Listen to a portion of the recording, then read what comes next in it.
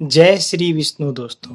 आज मैं आप सभी के साथ शेयर करने जा रहा हूँ वरूथनी एकादशी व्रत की कथा, वरूथनी एकादशी की पूजा विधि एवं वरूथनी एकादशी व्रत का महात्म्य। अगर आपको हमारे द्वारा दी गई जानकारी अच्छी लगे तो इसे अपने मित्रों और परिवारजनों के साथ अवश्य शेयर करें। और आज अगर आप हमारे चैनल पर पहली बार आए हैं तो हमारे चैनल को सब्सक्राइब अवश्य करें।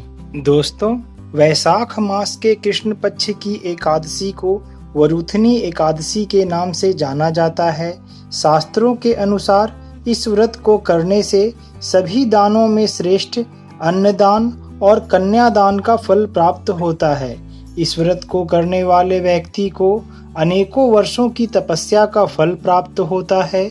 जो भी व्यक्ति वरूथनी एकादशी का व्रत रखता है और वह जब तक संसार में रहता है उसे जीवन के सभी सुखों की प्राप्ति होती है और मरने के बाद उसे भगवान विष्णु के धाम बैकुंठ में स्थान की प्राप्ति होती है। दोस्तों, इस दिन भगवान विष्णु के वाराह अवतार की पूजा की जाती है तथा साथ ही वरूथनी एकादशी के व्रत में भगवान मधुसूदन की पूजा का भी विधान है। जो भी व्यक्ति किसी भी भय से पीड़ित है उसे वरूथनी एकादशी का व्रत रखकर भगवान विष्णु का स्मरण इस दिन अवश्य करना चाहिए। आइए दोस्तों, जानते हैं वरूथनी एकादशी व्रत की पूजा विधि के बारे में। वरूथनी एकादशी से एक दिन पहले ही साधक को इस एकादशी के नियमों का पालन करना चाहिए। इस दिन व्रत करने वाले व्यक्ति को सुबह जल्दी उठकर स्नान करने के बाद साफ वस्त्र धारण करने चाहिए। इसके बाद एक चौकी लेकर उस पर गंगा जल छिड़ककर उसे साफ करके उसके ऊपर पीला वस्त्र बिछाना चाहिए।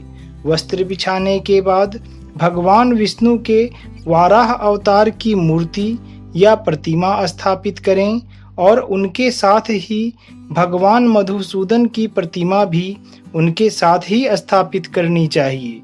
दोस्तों, वरूथनी एकादशी के व्रत में भगवान मधुसूदन की पूजा का विधान है। पुराणों में इस व्रत की ऐसी महिमा बताई गई है कि जो भी यह व्रत रखकर भगवान मधुसूदन की पूजा करता है उसके सारे पाप और ताप दूर हो जाते हैं। मूर्ति स्थापित करने के बाद भगवान को पीले रंग के फूल, पीली मिठाई, तुलसी दल, पीले फूल, पीले वस्त्र और नैवेद्य आदि अर्पित करें।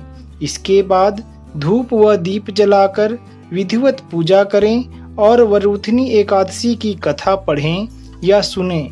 कथा पढ़ने के बाद भगवान की मूर्ति की धूप व दीप से आरती उतारें और उन्हें मिठाई का भोग लगाएं।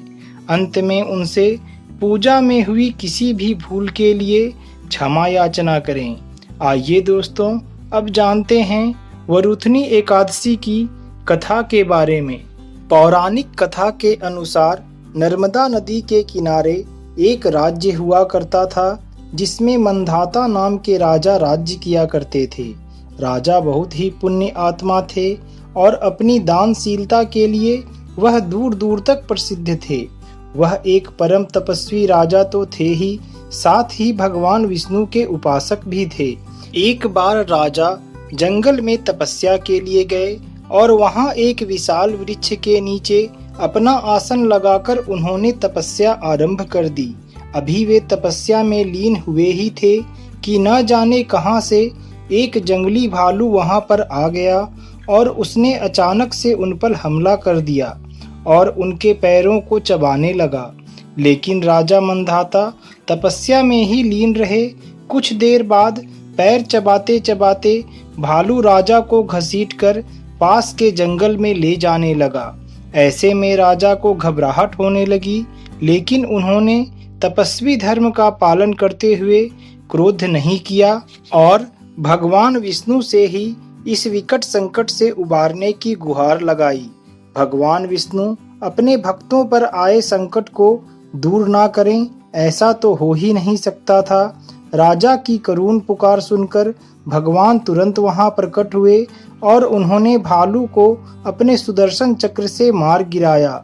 लेकिन तब तक भालू राजा के पैर को लगभग पूरा चबा चुका था। राजा इस कारण बहुत दुखी थे। अपने भक्त को इस प्रकार शोकाकुल देखकर भगवान विष्णु ने राजा से कहा कि हे वत्स, तुम्हें विचलित होने की जरूरत नहीं है। भालू ने तुम्हारे साथ जो भी कुछ किया वह तुम्हारे पूर्व जन्मों के पापों का फल है, इसलिए इसे तुम्हें कुछ दिनों के लिए भोगना ही होगा। तुम मथुरा जाओ और वरूथनी एकादशी का व्रत रखकर मेरी वराह अवतार मूर्ति की पूजा करो।